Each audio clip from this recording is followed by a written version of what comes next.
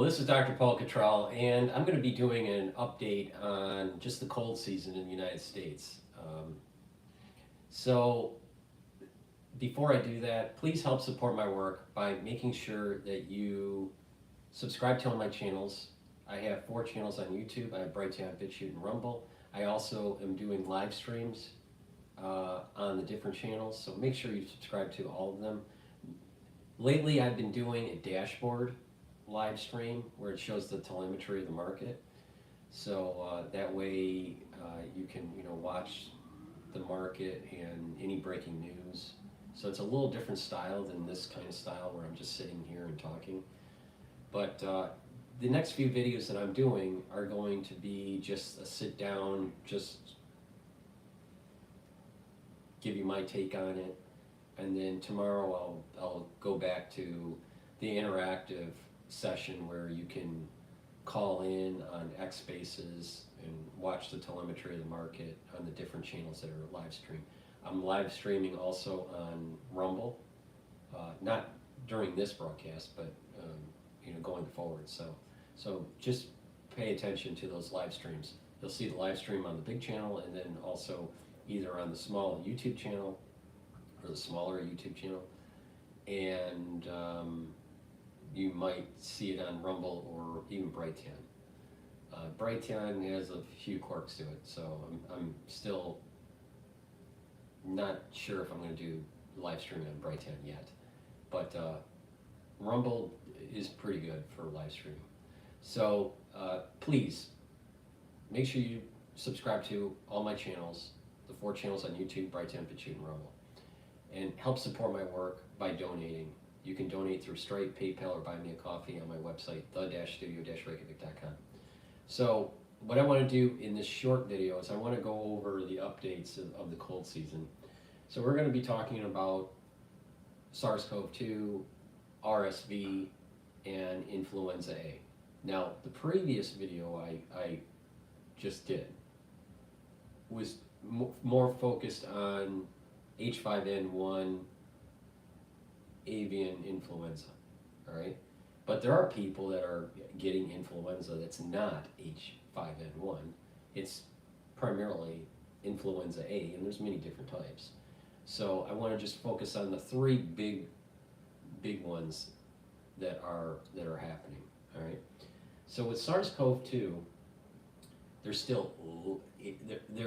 2 ways to look at it: hospitalizations or wastewater surveillance, all right, for all 3 of these: RSV, influenza A, or SARS-CoV-2. So in terms of SARS-CoV-2, low risk, low in the surveillance, wastewater, and low risk with the hospitalizations, all right? So with that, the test positive rate is 4%.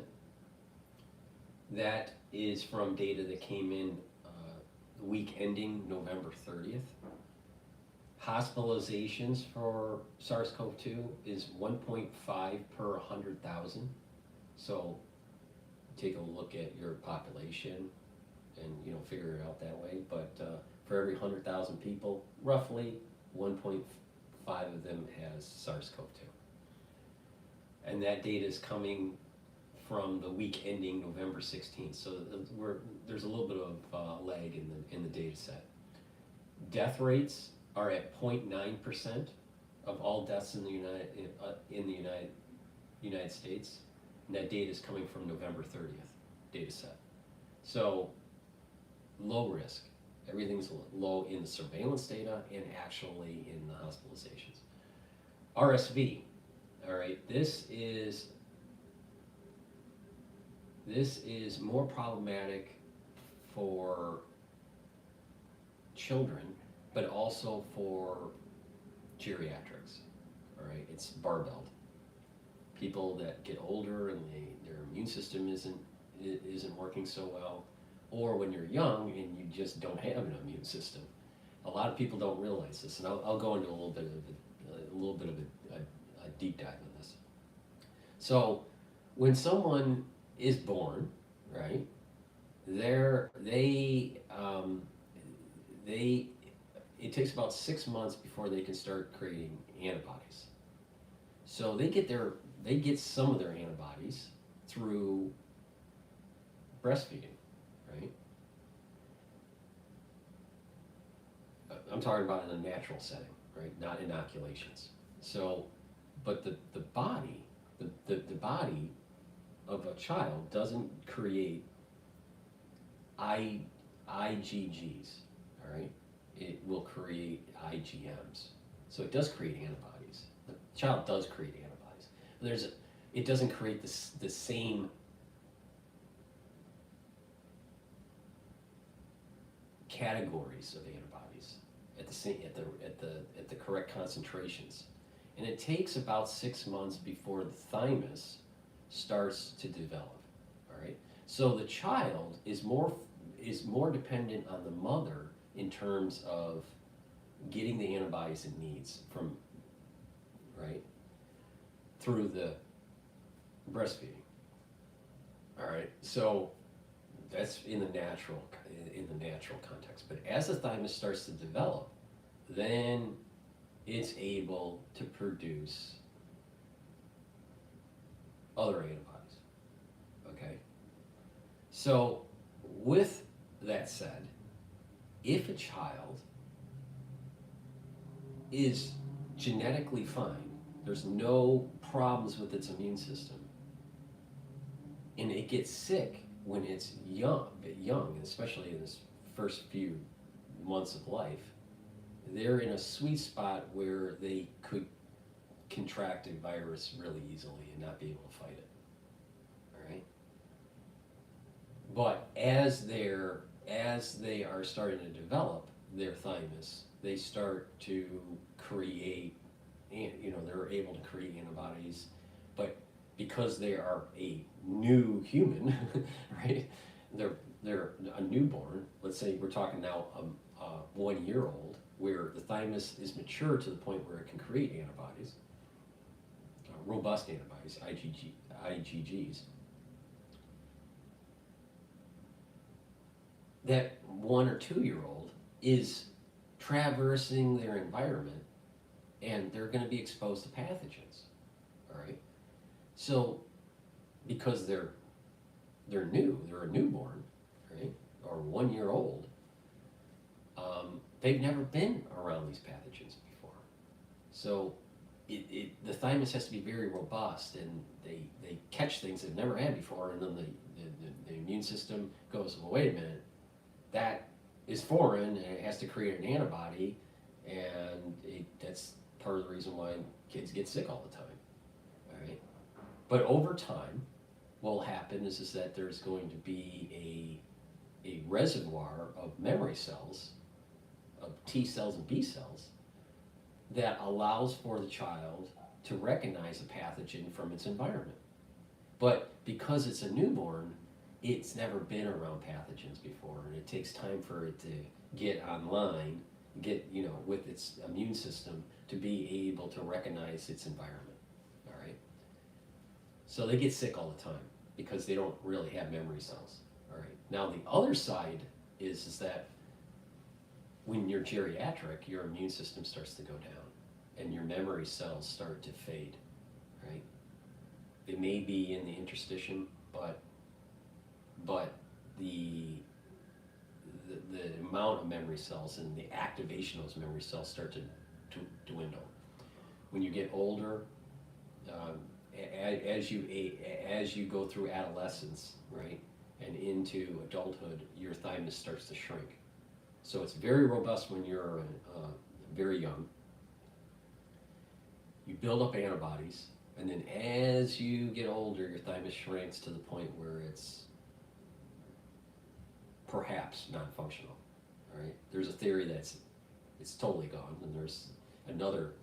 There's some evidence that says it's not. It's just it's very small, and it does have some functionality. But the thing is that you've built up this reservoir of your environment. Now we are species where we evolved based on the environment that we could walk in, not drive or fly in. So, because of globalization, depending on when you start to globalize, depends on what kind of antibodies you have. Because once your thymus shrinks, you don't have as much of a robust immune system, assuming you're genetically fine with your immune system.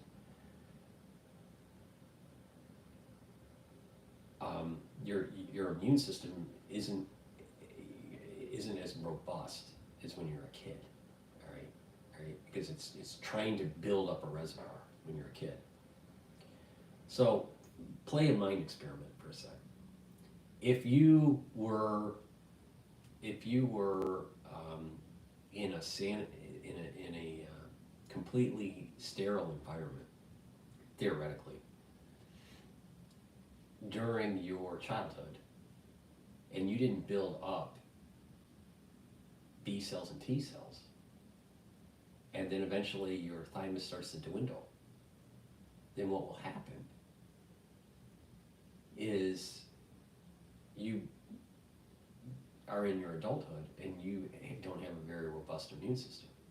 And it's even worse when you get into your geriatric years. But if you're exposed to pathogens when you're younger, right, and you have a robust immune system, it most likely will carry you on into your adulthood and into your geriatric years. But in your geriatric years, your B cells and T cells will start to dwindle, all right? So the thymus is really important for children, but one side of the problem with newborns is that they've never been exposed to pathogens before, so they have to build up an immune system. On the other side of the spectrum is that the thymus has shrunk to almost nothing, and you can create antibodies, but it's not as robust. Your immune system is not as robust as when you're in your geriatric years. Your immune system is not as robust as compared to a healthy child. All right. Now, of course, there are children that have genetic problems with their immune system, different types, and that causes problems with developing a robust immune system. But so you got this barbell of the population that could be exposed to RSV. Children that are trying to build up a robust immune system, but they've never been exposed to these types of pathogens, and it can be a problem. And then when you're in your geriatric years, where you have a weakened immune system, your memory cells in your adulthood years and from your childhood starts to dwindle, and it's not as robust. So this is part of the reason why people in their geriatric years can't fight infection as well. All right, it's not the only reason, but it's a big reason. All right, so there's a barbell of this distribution. It's bimodal. So this characteristic about the immune system for the older generation and for the young is the reason why the RSV is a problem. All right, it's primarily for children, but also for geriatrics. So get back to the update. So RSV is moderate and increasing for this year.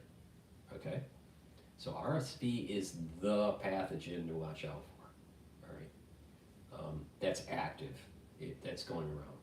So if you're older, be concerned about in your area an increase in RSV, and if you have children, same thing. RSV is increasing. Risk factor is moderate and it's increasing. Now, influenza, or just the flu, all right, I did a video about highly pathogenic H5N1, so we're talking about the other types of influenza. That level is increasing across the country, all right? Now, my take on this is that compared to last year, I believe it's lower.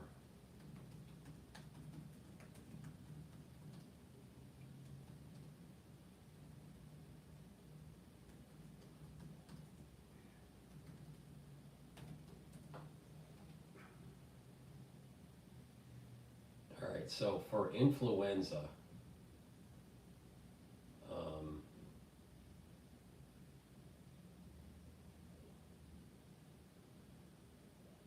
yeah, the severity outlook is, compared to last year, is to be lower. So, which is a good thing, all right? All right, so we have influenza severity lower compared to last year, but it is elevating right now, and I suspect that cases will increase in December and in January. You have RSV is moderate and increasing, especially in the younger population, and that SARS-CoV-2 is low. So right now we're in a good status here, to, you know, in terms of the cold season. But December, January are going to be problematic for some people. All right. So please, you know, this is a short video. Please, you know, take a look at your area. Just, you know, mitigate some of the risks. Wash your hands. You know, follow some of my advice, and you know, and listen to my other videos and what you need to do. But that's not the purpose of this video. This video is really just to give a little bit of an update on what's going on. Low risk for SARS-CoV-2 right now in the United States. Elevated risk for RSV for young and for the elderly. And influenza increasing, but the season, the flu season, is, the outlook seems to be, is projected to be lower than last year. So that's all good news, all right? But you got to pay attention to your local area, all right? I do think, like I said, that cases in December and in January will be increasing. And I have explained in different videos on what you need to do to mitigate that. So that's my update on the cold season in the United States. Please help support my work by making sure that you subscribe to all my channels. Make sure that you ask your social media to follow me, all right? I'm censored on YouTube, all right? And I've done the best that I can to work around the censorship. Code words and whack-a-mole, because I have all these different channels and all this stuff. But follow my work. I've been doing these live streams. I'm also live streaming on Rumble and on the 2 channels on YouTube. I might be doing live streaming on Brighteon. I'm a little dissatisfied on how the streaming service works with Brighteon at the moment. But you know, follow me that way and help support my work. I have thousands of videos for free to try to help support people's health, to help explain what's going on in finance and what's going on in current events, geopolitically and domestically. So I provide a lot of information, thousands of videos for free. But it's through people purchasing the products on my store, donating them on my website, the-studio-reykjavik.com, and being a paid member to my Patreon channel. It's through that interaction and activity by the audience that allows me to do this. So thank you very much for supporting my work throughout the years. I greatly appreciate it.